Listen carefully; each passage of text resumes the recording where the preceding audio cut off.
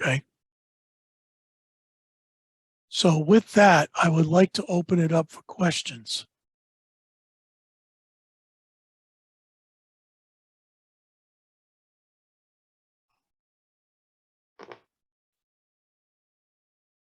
Anybody?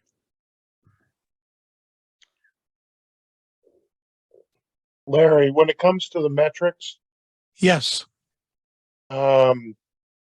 let's say we've got an area where we can't get a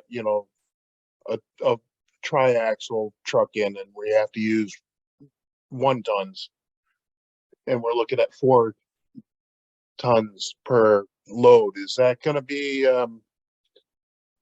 equally across? Or I'm not sure how to ask the question. So we've had situations like that before. For example, we had a very steep hill that the trucks could only come down and not go up. And so what we ended up doing was using triaxles to bring dump truck loads to the bottom of that hill. And then we then we reloaded that into a tracked dump truck and brought that in to the steep hill using the tracked dump truck. I've never done it with, 1 tons. I mean, I'm sure it's possible, but I think you'd be in a similar situation where you're going to be better off bringing it into a staging area and then, getting it as close to the trail as possible with the staging area, and then reloading it into smaller trucks, either using an excavator or a front end loader to get it out to where the trail is. But obviously that's much more expensive because you're handling it twice, but you've got to build all that into your grant. As far as metrics for that go, I really don't have any good metrics for that. I do have some metrics for the track dump truck, which I believe could take 10 yards. So, but I don't have it for the 1-ton dump truck. Okay, thank you. Anybody else? Larry, when it comes to permits, DES permits, Yep. you had mentioned that one metric, it's just a regular Trails permit. Yeah, trails permit. correct. We're going to be going over DES permits in detail at another session. Okay. But yeah, there you can do a bunch of things under a trails permit, and I will cover that in detail. Okay. If you have any questions ahead of time, let me know your situation, email me, and I can answer them. Because I know people are, the grant paperwork just came out. I believe it was yesterday. And so people are already starting to work on GIA grants. So if you have specific questions, let me know and I'll help you ahead of time. Yeah, then just a couple of comments is I use OnX Hunt to identify landowners and parcels. And the nice thing about that, even though their data is older, they have a lot of our trails already on it and elevations. Oh, wow. It only costs $29.95 a year. I've tried to get them to update their information, which I think they're finally going to do again because they're working off from, I think, 2018 or 19 data. Can you say that again? It's on. Can you spell it out? ONX, and then it's Hunt, HUNT. Okay. They also have OnX Off-Road, but in order to get the landowners on that, you have to go to the $99 version. Okay. That's why I use the OnX Hunt for that. That's really great info.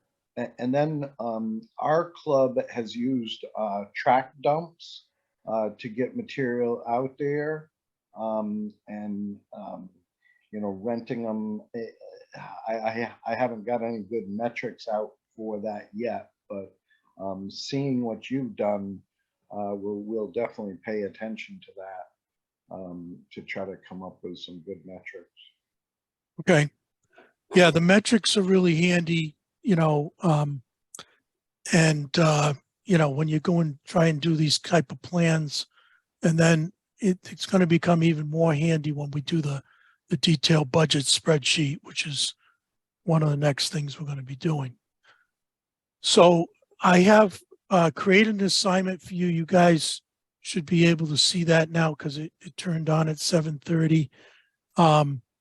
Basically, the assignment is for you guys to do this process, create a trail, get the distance of it, get it on a map, bring it in, create a Word document, use the metrics to do an estimate for it, do a profile of the trail, basically recreate this document.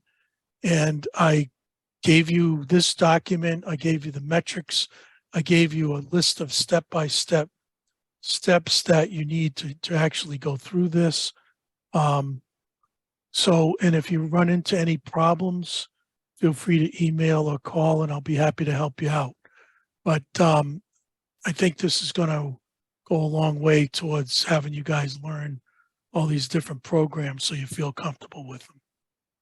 And then as soon as you're done with it, please email it in and I'll check it in and go over it. If there's anything that I see that I can add to it, I'll let you know. But basically send in your homework when you got it done. Very cool. Larry, I want to thank you very much for putting this on. I've learned a bunch of great tricks just in this one session and look forward to future ones. Thank you again. No problem. We got plenty more. Now, Larry, when do you plan on doing the next one? Next Tuesday. Next Tuesday. Okay, so we got a week. You got a week to get your homework done. You hear that, Ian? No procrastinating. We got to get this done. I, Messing around, Andy. Get on it. And Larry, will you be recording all these? Because next week I have snowmobile clubs, so I won't Yeah, be able I to did do that. record this and we'll see how it comes out. I might have to do some editing, but yeah, I Yeah, did record it.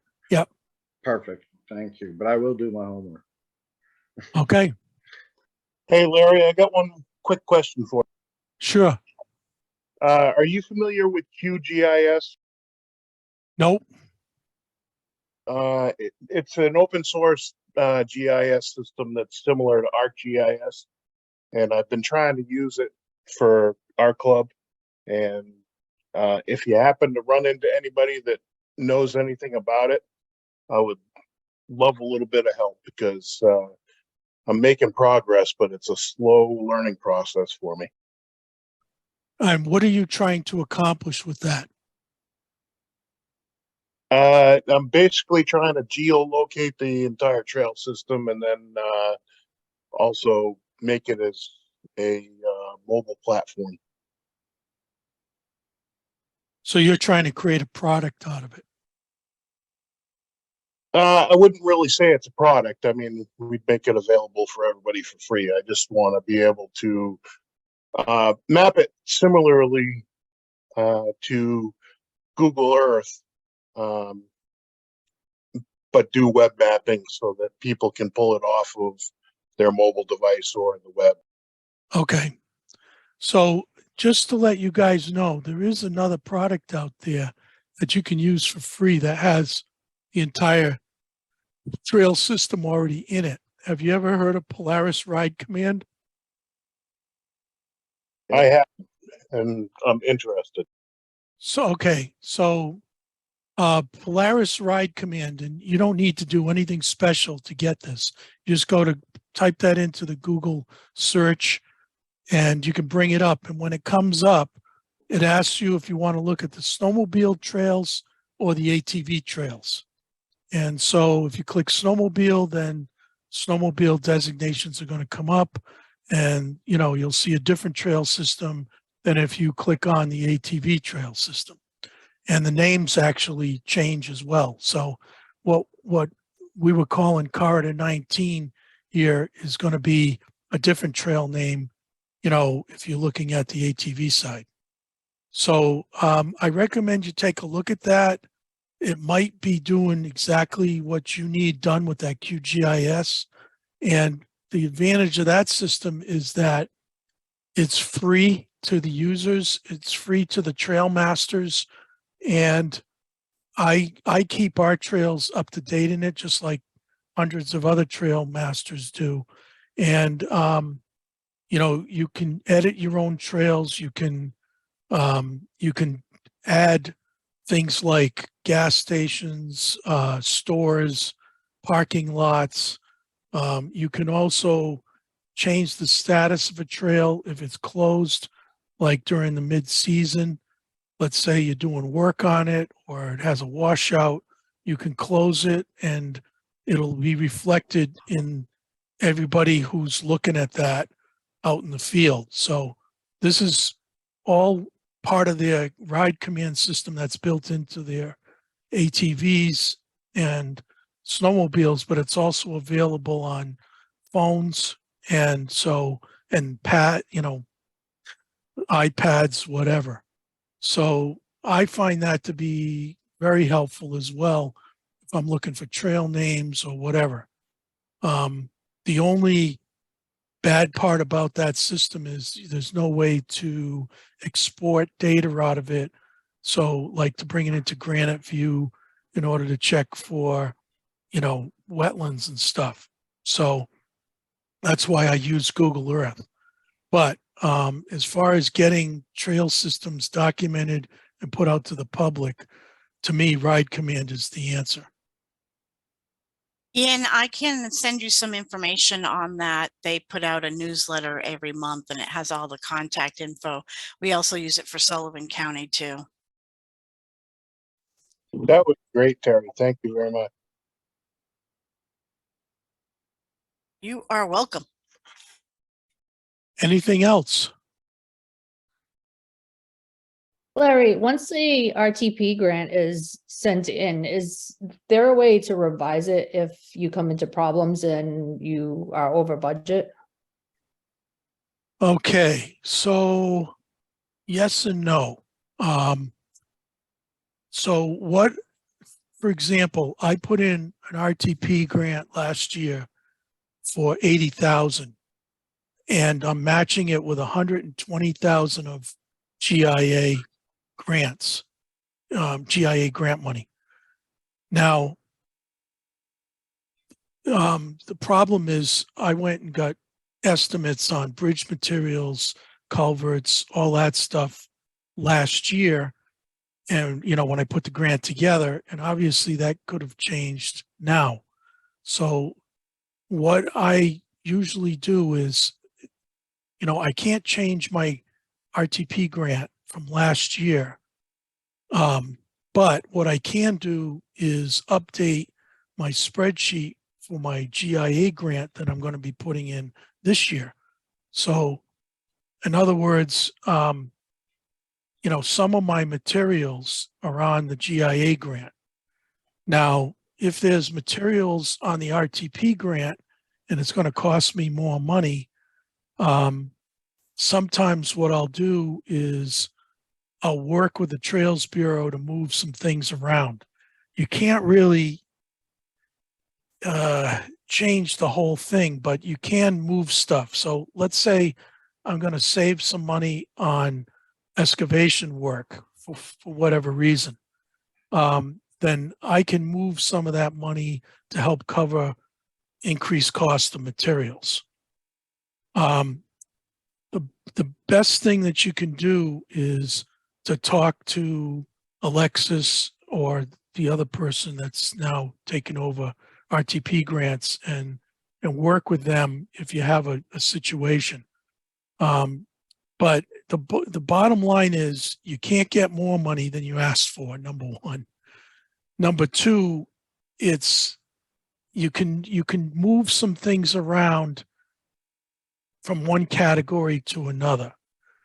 But generally it's a zero-sum game. In other words, I'm taking $1,000 out of this category, I'm moving it to that category. that's the kind of thing you can get away with. But it all has to be done through the Trails Bureau.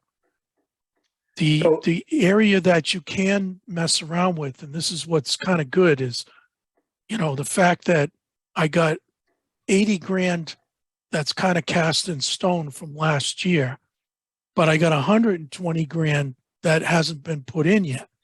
So I can update all my numbers. I can, you know, and I'm going to do that. I'll be sending out, you know, getting quotes for all my materials again. I'll be adjusting my spreadsheet with the latest numbers. And so, you know, I'll be able to make a lot of adjustments on that grant just because I put a lot of the materials under GIA. Does that make sense to you? Yes, thank you. Okay. Larry, Steve here. I don't know if it's different for equipment purchases with RTP. But last year I put in for RTP for my snowmobile club for a drag, which was right around 12,000. Well, it ended up being $3,500 more because steel and trucking. And they actually, I wrote a letter asking for more money, and they actually granted it more money. That's So- pretty unusual. I don't know if it was just me. I think it or- was just last year we had such a crazy change in pricing from the year before that they almost had to do something to help the clubs out. Yeah, But generally, they're not that, you know, they don't do that generally. I Yeah. would say that's an exception rather than the rule. yeah. So, but the point is really you should probably ask if you do run over. Or need to Absolutely. run over, ask for it. And the worst thing they can say is no, because I'm going to assume maybe other projects didn't get done and they shifted money around, or I don't know how they worked it, but I was really surprised because I was thinking we weren't going to be able to buy it because it was so much more money. Exactly. And that's what Yeah. you should assume. But if you can get them to help you, great, you know. But I can tell you, you're one of the only persons I've ever talked to that's ever happened to. Yeah, and Jay Scarborough is the new RTP. Oh, that's person. right. Yep. And he's pretty good because he's been taught by Alexis. Right. Exactly. Okay. Anybody else have any questions? Hey, Larry, Ron Morrison, just one question, and I missed the first 5 or so minutes trying to log in. And I'm new at this, so the difference between RTP grants and GIA grants. So last year I filled out all the paperwork for the GIA. What's the benefit of, you know, filling out for the RTP and or GIA, or Okay. could you just So- help me understand that? So the little bit. benefit is that, you know, if you take a look at this bottom line here, I'm going to blow this up a little bit. Okay. If you take a look at this grant breakdown for this club. Yeah. You notice the club column, there's 0 in it. Yeah, Okay. So if we eliminate the RTP and move this into GIA, this club is going to have to pay, let's see, there's 12,000, 17, 18, figure 20,000 in subcontract work. They're going to have to or pay, at the 20%. no, they have to pay 40% of that. Oh, I'm sorry, 40% of the ATV, subcontract. ATV would be 20%, right? So they're gonna have to pay, if you did this all in the GIA, you'd have to pay 4,000 out of the club funds. So the advantage is that if you get RTP and you match it with GIA, you can use the RTP for your subcontract work, and you can, you know, match it with GIA funds for your materials, which are at 100%. So the club does not have to pay any money out of pocket. Perfect, thank you. That's what I needed to understand. The only thing is you got to apply for the RTP a year ahead of time. And, you know, you've got a bunch of more paperwork. So, you know, as long as you're willing to do the paperwork, the payoff is huge. All right, well, we'll be doing paperwork then. That's it. Thank you. When is the IAG one due, Larry? I know the RTP one is June. The GIA is due May 5th this year. Thank you. So that's the other thing to remember. So remember, I put out an RTP grant last June. It got approved in the fall, okay? But I'm not putting in the match GIA for it until now. I'm actually filling out the paperwork now. It'll go in May 5th. So that's when my match is going in. So the match comes a year later.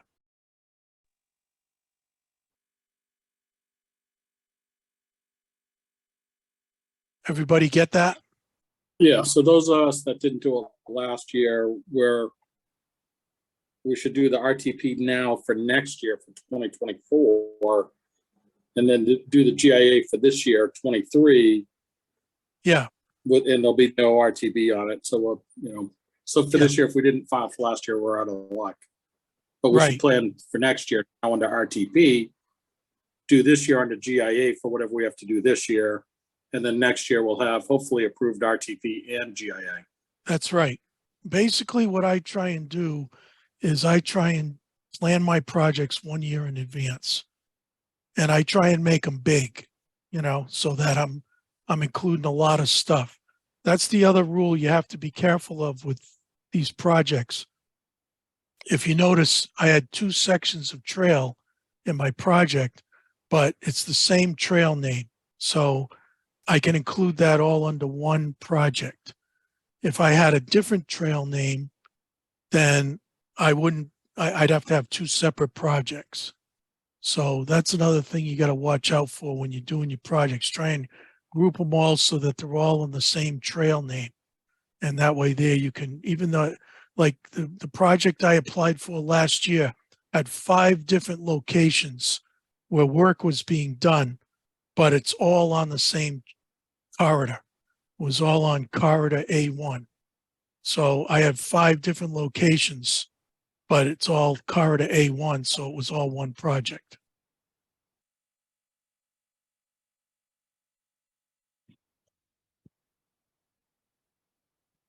Anything else?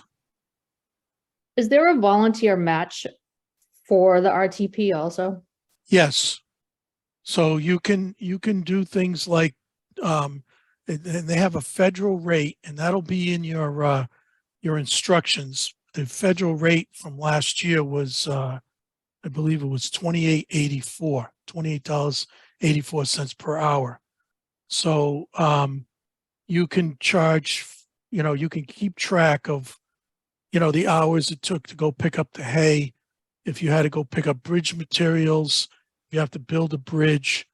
Basically, whenever we have volunteer work days on a trail, I bring a sheet of paper and I get everybody to put their name and basically their name and email address down. And then I track the number of hours that they spent. And there's a form that you can fill out that you send in, and it becomes part of the match. We'll be going through all this down the road here in a little bit. And I Okay. actually have a spreadsheet where I estimate volunteer hours and stuff. I'll be giving you guys a copy of that spreadsheet in one of the future classes. Thank you. And Larry, does that only apply to RTP or does that apply to GIA as well? Only to RTP. So if we have volunteer folks doing machine work, because for example, this year we got a grant, but our club really doesn't have any funds, so we're able to pay for materials, but really had to rely on volunteers to bring their machines up and do the work. So we just kind of eat that. Right. Yep. Pretty much that's it. GIA is, they pay 100% for materials. They pay 80% for contract labor. And that's pretty much it. So, there's no volunteer match, nothing like that. The federal grant, you can use volunteer hours as part of your match. So another good reason to do a RTP grant. Telling you, it saves a ton of money. you know, I mean, we do between 200 and 250 of trail work every year.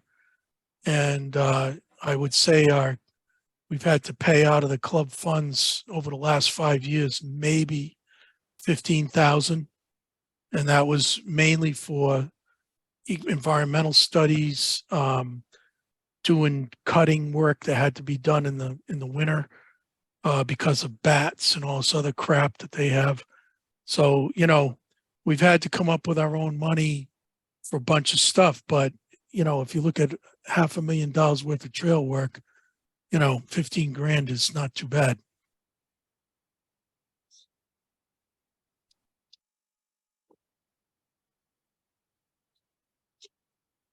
Anything else?